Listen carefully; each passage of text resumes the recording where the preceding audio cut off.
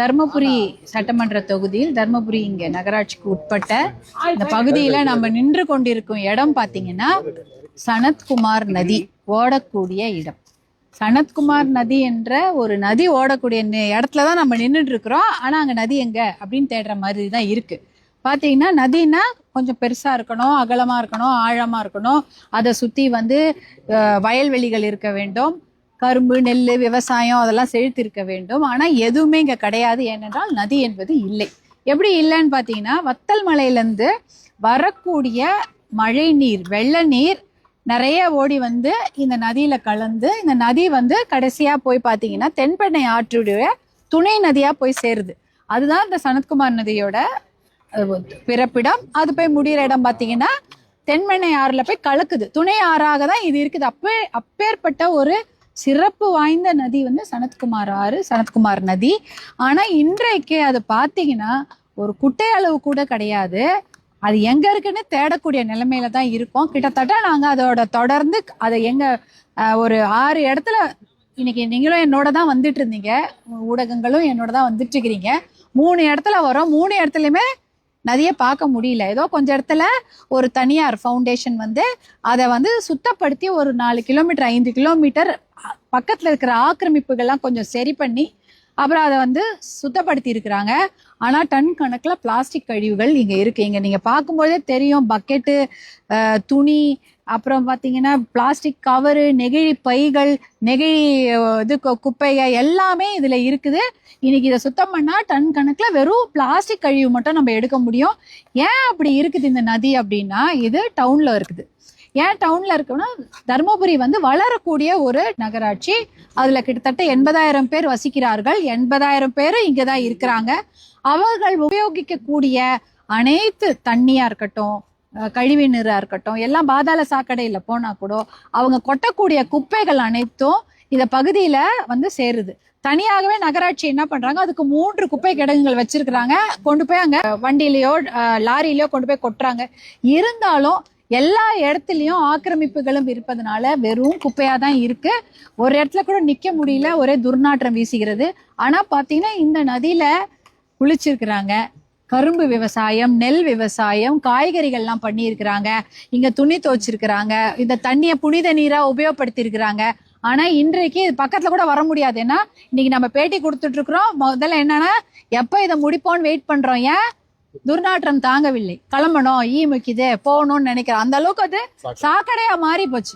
நதி என்பது சாக்கடையா மாறி போச்சு. இதுக்கு முக்கியமா இதை முதல்ல தூர்வாரி கிளீன் பண்ணி முதல்ல குப்பையை அகற்றணும், அப்புறம் தூர்வாரணும், கரைகளை அகலப்படுத்தி அந்த என்க்ரோச்மெண்ட் எல்லாம் ஆக்கிரமிப்பெல்லாம் சரி பண்ணி அகலப்படுத்தி கரையை பலப்படுத்தி பக்கத்துல நீங்க ஒரு மக்கள் நடமாடக்கூடிய அளவுக்கு இந்த பகுதியை செய்துட்டாலே இந்த சனத்குமார் நதி சுத்தமாயிடும். இதுக்கு கிட்டத்தட்ட ஒரு 46 கிலோமீட்டர் இது வருது.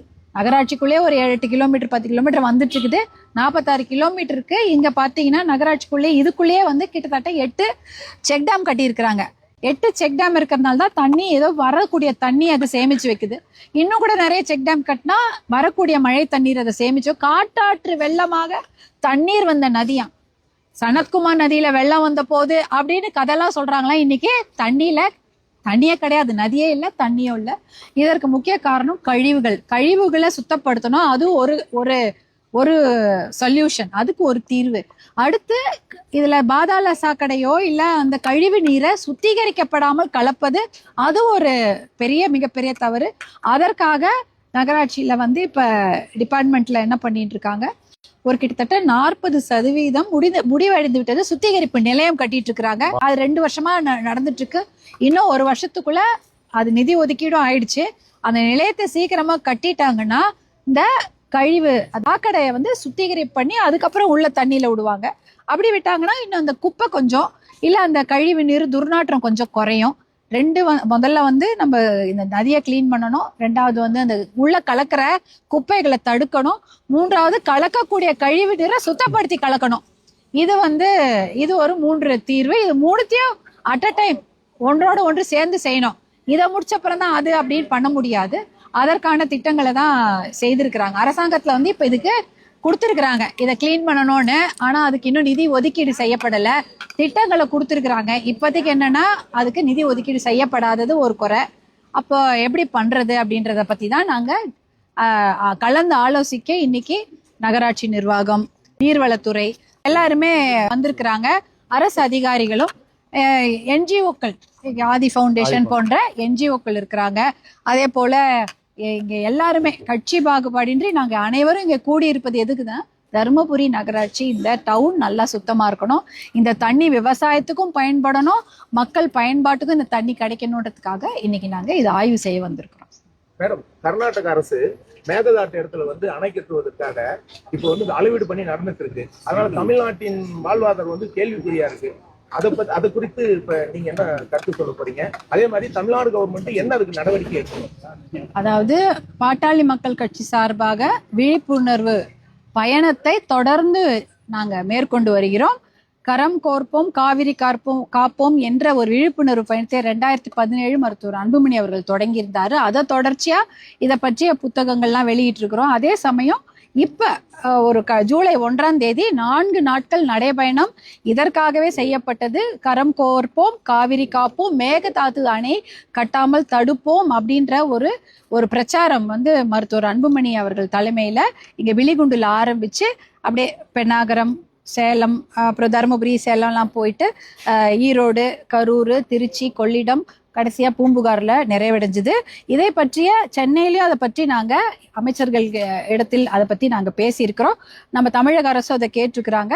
மேகதாது அணை கட்டக்கூடாது என்ற தீர்மானத்தை சட்டமன்றத்தில் நிறைவேற்றி இருக்கிறார்கள். அதற்கான அந்த ஆணையத்தை நிறுவக்கூடாது என்பது எங்களுடைய கோரிக்கை. அதை நாங்க வலிமையாக எதிர்க்கிறோம். அதாவது இதுக்கான மேகதாட்டு அணையை கட்டக்கூடாது, அப்புறம் அதை பத்தி டிஸ்கஸ் பண்றதுக்கு ஆணையம் வேண்டாம் என்பதுதான் எங்களுடைய கோரிக்கை. அதையும் நாங்க அவர்கள் தெளிவா எடுத்து சொல்லி இருக்கிறோம். கண்டிப்பாக மேகதாட்டு அணை கட்டக்கூடாது என்பதில் தமிழ்நாடு அரசு தீவிரமாக இருக்கிறது.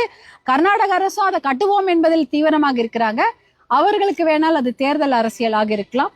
தமிழ்நாடை பொறுத்தவரை அது வாழ்வாதாரம் என்பதால் நாங்க வலிமையாக அதற்கு எல்லோரும் சேர்ந்து குரல் கொடுப்போம்.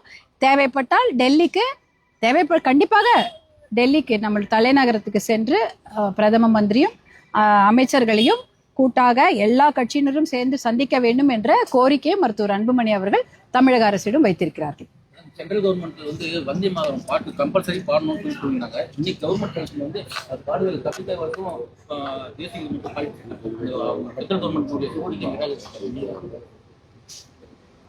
எனக்கு சட்டமன்ற கூட்டத்தொடர் ஆரம்பிக்கும் பொழுது முதல்ல வந்தே மாதரம் பாட்டு தான் பாடப்பட்டது. அது ரொம்ப நமக்கு பெருமையாக இருந்தது.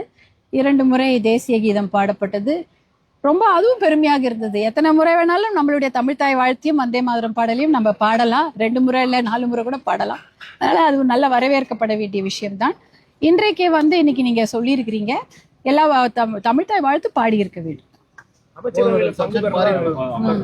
சனத்குமார் முக்கியத்துவம் பண்ணுங்க.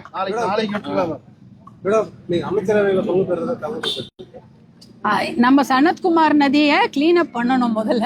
அதற்கு உங்களுடைய ஆதரவெல்லாம் கண்டிப்பாக வேண்டும். இதை பத்தி நீங்க நிறைய இது பண்ணுங்க. ஏன்னா இன்னைக்கு அது ரொம்ப முக்கியமான விஷயம். இந்த விஷயம் அவங்களுக்கு போய் சேர்ந்துதான் அதுக்கு நிதி ஒதுக்கீடு செய்தார்கள் என்றால் நம்ம தருமபுரி தொகுதியில டவுன் கொஞ்சம் பயன்பெறும். அதனால அந்த விஷயம் முக்கியத்துவம் பெற வேண்டும் என்று நம்ம விரும்புகிறோம். நம்ம அனைவரும் அதுதான் விரும்புவோம்னு நினைக்கிறேன். நன்றி.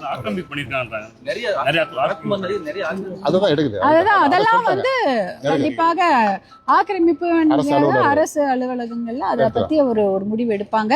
அதற்கு நாங்க எல்லாம் உறுதுணையாக இருந்து இந்த நதியை சுத்தம் பண்ணுவதில் முன்னுரிமை கொடுப்போம். நன்றி.